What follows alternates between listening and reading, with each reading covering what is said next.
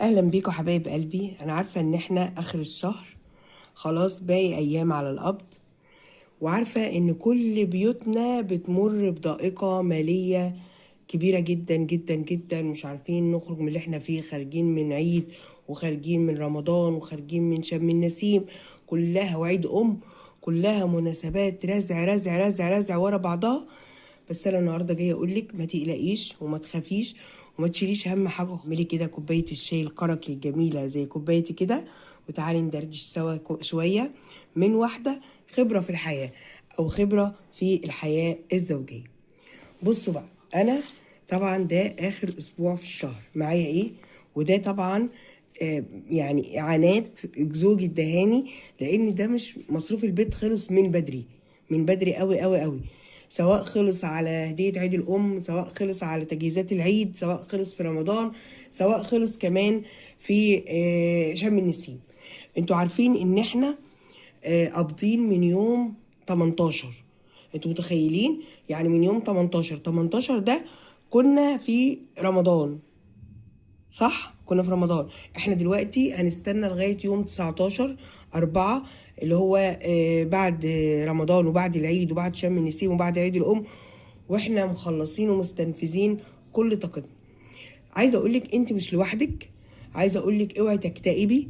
انا عارفه ان مصاريف الحياه كتير، انا مش طالعه اقولك وفري ودبري واعملي واضغطك اكتر ما انت مضغوطه، لا خالص.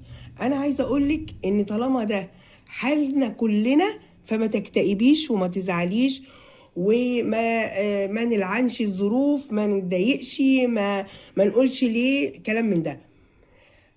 ولادك محتاجين فلوس الدروس يا حبايبي، استنوا هما يومين ثلاثة وهنقبض وهجيب لكم اللي انتوا عايزينه.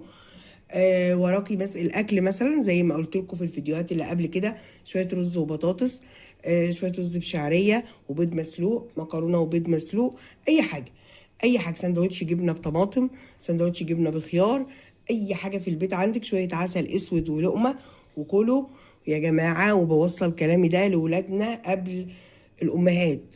انا عارفه ان الولاد هم العقبه الوحيده اللي قدامنا في الموضوع ده، انا عارفه لان انا ام زيكم وعارفه وبتعرض لنفس اللي انتوا بتتعرضوا له.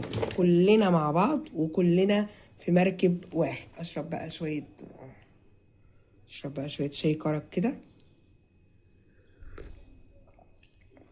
اللي بتحب بقى الشاي الكرك زي كده في الكومنتات تكتبلي.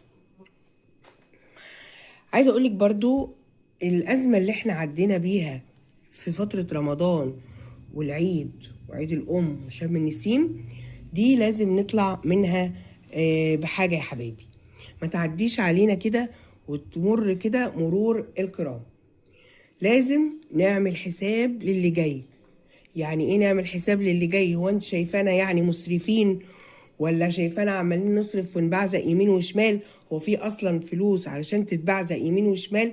انا والله ما اقصدش كده. انا اقصد، انا عن نفسي بنقول لكم يعني اللي انا هعمله. انا مثلا كنت معايا فلوس زي دي مثلا، اقوم مطلعها كده، او ابني عايز يصرف خد 20 جنيه مش مشكله، 5 جنيه مش مشكله، 10 جنيه مش مشكله. يا جماعه 20 فوق 20 فوق 10 فوق 5 هنعمل مبلغ. انتوا متخيلين؟ ال100 دي لو اتفكت خلاص هي كده خلصت، هي كده خلصت، ما عدتش تنتظري منها حاجة. فأنا قصدي أقول إن انتي 20 في 20 في 30 في 40 حاجات ملهاش لازمة، هتلاقي نفسك كنت بتضيعي فلوسك وانتي مش واخدة بالك. فده اللي بقولك عليه، إن أنا أصرف في الضروري، في الضروري. أنا لسه داخل عليا عيد كبير إن شاء الله، ومصاريف دراسة وعملي وتقييمات وحاجات كتير. يا جماعة أنا أم زيكم، انا ام زيكم وعارفه انا بقول ايه. فال10 جنيه يصوروا ورق بتاع تقييمات وابني ياخد درجه، صح ولا غلط؟ طيب ال20 جنيه ابني يروح بيها المدرسه، او احط عليها 20 كمان وابني يروح بيها الكليه. فاحنا داخلين على مصاريف شديده. بلاش اي مصاريف زياده في الفتره اللي جايه دي لغايه ما نوصل للاجازه كده ببر الامان والسلام، لغايه ما الدنيا كده تاخدنا لغايه الاجازه ان شاء الله. فعايزه اقولك بقى من دلوقتي انت قبضتي اهو، رتبي امورك صح، ادفعي دروس ولادك، ابدأي بقى ان انت تعملي حصالة تجمعي فيها كده شوية حاجات كده، علشان لو حتى فكة بسيطة علشان العيد، لو حتى يا شيخة هتجيبي بيهم طلبات العيد. احنا في العيد الكبير اللي مش بيذبح بيحتاج يجيب رقاق، بيحتاج يجيب لحمة مفرومة، بتحتاجي تجيبي مثلا ضيافة، ترمس، حمص، فول. تحتاجي الحاجات دي ولا لا؟ بتحتاجي شوكولاتة، بتحتاجي تسافري لأهلك، عايزة برضو مبلغ علشان تسافري، بتحتاجي تزوري أهلك، عايز تاخدي حاجة في إيدك وانت رايحة، وهكذا. احنا مفيش وقت خالص خالص خالص في الشهرين اللي جايين دول لأي مصاريف نضيعها في الفاضي. ولازم تتجمعي مع ولادك كده، والابن المصرف اللي هو عمال كل شويه هاتي يا ماما مصرف، هاتي يا ماما مصرف، انا بتكلم عن نفسي، اقعد معاه واقول له يا حبيبي احنا داخلين على عيد، فاللي هتقعد 20 في 20 في 20 في 20 لو 200 جنيه اجيب لك تيشيرت تعيد بيه. انا كلامي مظبوط ولا مش مظبوط؟ فاولادنا قبلنا محتاجين التربية دي على التوفير. ولادنا بيضيعوا فلوسنا على الفاضي، احنا بنضيع فلوسنا في الفاضي وبنستقل. يعني ال5 جنيه دي هي اللي هتعمل حاجة؟ يعني ال10 جنيه دي هي اللي هتعمل حاجة؟ يعني ال20 جنيه دي هي اللي هتعمل حاجة؟ ايوه يا جماعة هي اللي هتعمل. انتوا فكركم ايه يعني؟